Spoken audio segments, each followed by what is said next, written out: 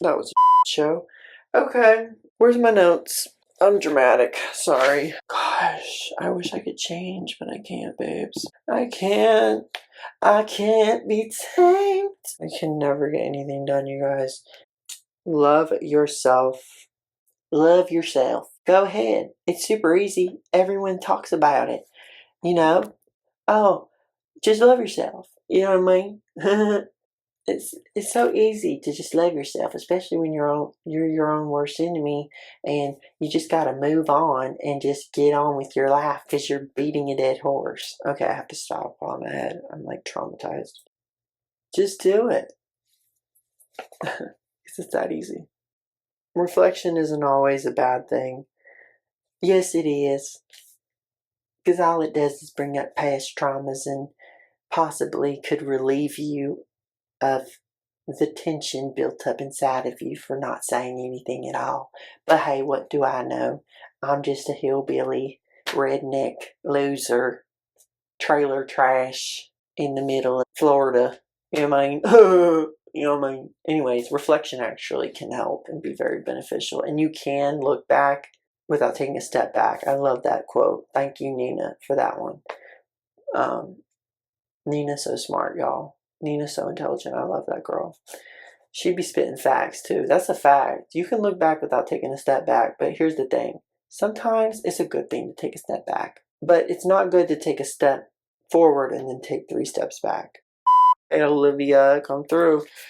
Anyways, but yeah, it's reflection can be a good thing for sure. Just don't try to think about things too hard, because sometimes things are not that deep, but other times they are. Something it's weird I'm even thinking about this right now, but I'm going to go ahead and say it. It continuously keeps popping up in my head a lot recently. Maybe it'll help somebody out there. Somebody told me recently in person, one of my friends, they said, Will, if something seems like it is a certain way, it probably is.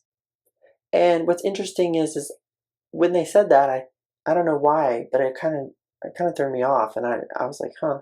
It's something I would just never expect somebody like to say to me randomly. I don't know. It was just weird when they said it. But then I was watching a tarot reading on YouTube, and the girl said that too. She said it in a different way, but she was talking about Libra, my sign, and she was saying the same thing.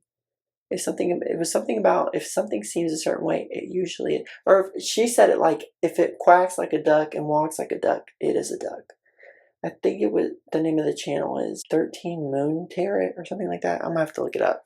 But that girl was on point for real. But either way it goes, both of those people that said that so quickly in my life, it was like within a couple of days that happened. And I don't know why, but it struck me. I was like, huh, interesting. You know what I mean? Don't always allow people around you to make you feel crazy, because guess what? No matter what they think, um, what the if you have a feeling, guess what? We have intuition. We're freaking human beings. I don't care how stupid I sound or look. And I don't care how much education I have comparatively to whoever I'm speaking to right now. I know for a fact I feel things sometimes, and I'm usually right about those feelings. Now look, I ain't gonna say usually.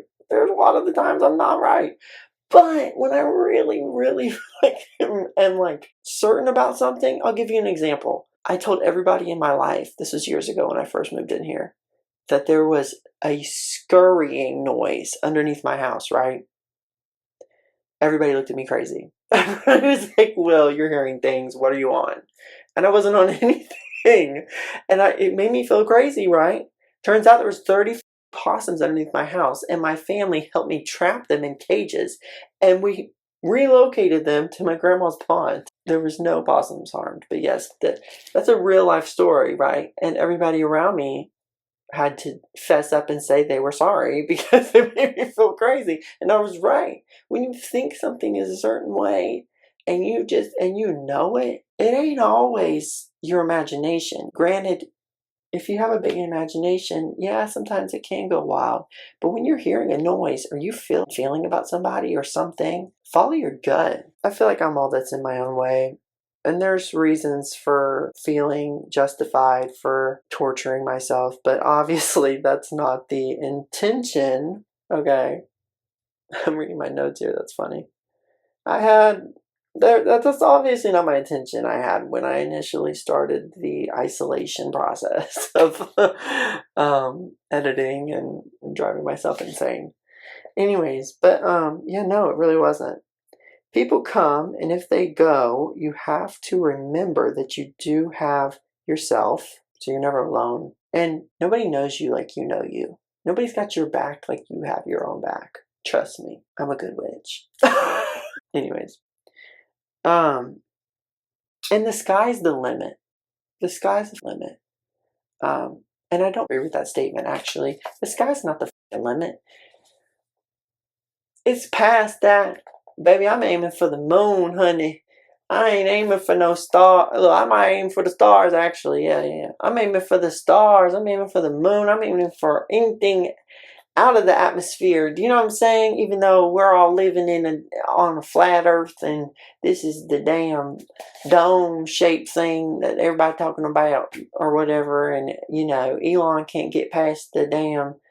The firmament, Will. The firmament is the name. And you can look that up. It says it in the Bible. That we're living in a dome. And it's called the firmament.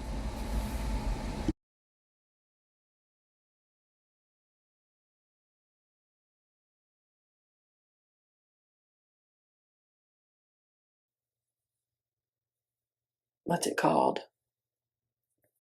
What's that thing called? The religious dome that everybody be talking about, whatever it's called.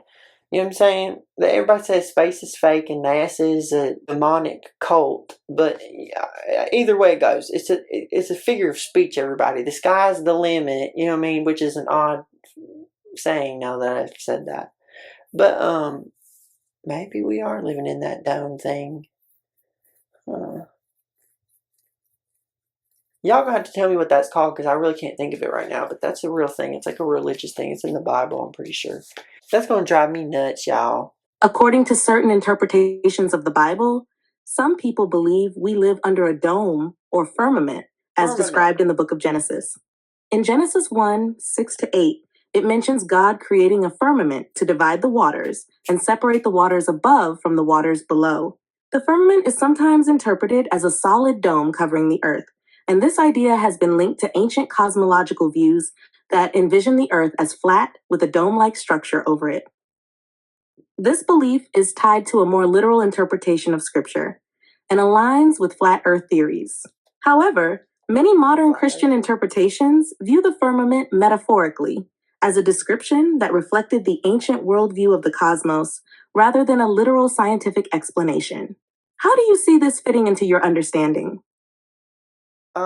Is that why they say the sky's the limit? The phrase, the sky's the limit, is generally a metaphor suggesting that there are no boundaries or limits to what someone can achieve. While it's not directly tied to the biblical idea of the firmament or dome, it does echo the concept of looking upward and imagining boundless potential. The Bible's firmament or dome is more about a physical structure dividing the heavens and the earth, whereas the sky's the limit has come to symbolize infinite possibility, not something restricting or containing us.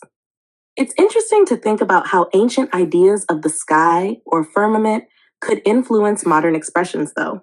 Do you think there's a connection between the two ideas in the way people use the phrase? I find it a bit limiting to think that there's a limit. Do you know what I'm saying? The sky is the limit. Why would they say that? Do you know what I mean? Like, to me, that sounds like they're saying, like, well, there's a limit and it's the sky. Well, I know what you mean by it being a positive thing, obviously.